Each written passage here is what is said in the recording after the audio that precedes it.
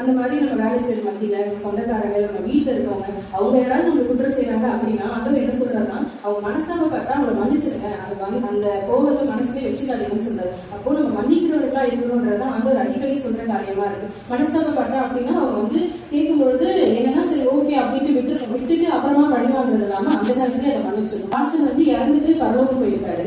அவர் போனப்போ என்ன பண்ணாங்கன்னா பரலோகத்துல ஒரு அலோவ் பண்ணேன். அவர் கேட்கலாம் என்னையே அலோவ் பண்ண மாட்டேங்க, நானூறுக்காக நிறைய ஊழியம் செஞ்சேன், நிறைய ஆத்மாக்கள் ஆதாயம் பண்ணிருக்கேன், காணிக்கெல்லாம் நிறைய கொடுத்துருக்கேன், ஏன் நீங்க நல்ல பண்ணலன்னு கேட்கலாம். அப்போ அவங்க என்ன சொல்லியிருக்காங்க, போன வாரம் உங்களுக்கும் உங்க மனைவிக்கும் ஒரு சண்டை வந்துச்சு, சண்டையில மனசாகப்பட்டு உங்க மனைவி மன்னிப்பு கேட்டாங்க, ஆனா இப்ப வரைக்கும் உங்களை மன்னிக்கல, அதனால உங்களுக்கு பரலோகத்துல இடம் இல்லைன்னு சொல்லியிருக்காங்க. அதாவது நம்ம வந்து பெரிய பாவம் பெரும் பாதகம் அதெல்லாம் செஞ்சாதான் பரலோகத்துக்கு போக முடியாதுன்னு இல்லை, இந்த மாதிரி மன்னிக்க முடியாதது கூட ஒரு பெரிய குற்றம் தான். அதாவது நம்ம சாதாரணமா மற்றவங்க மன்னிக்காம இருக்கிறதால நம்மளால பரலோகத்துக்கே போக முடியாது, அந்த அளவுக்கு பெரிய பாவம்ன்றது நம்ம மன்னிக்காம இருக்கிறது அப்படின்னு சொல்லப்படுது.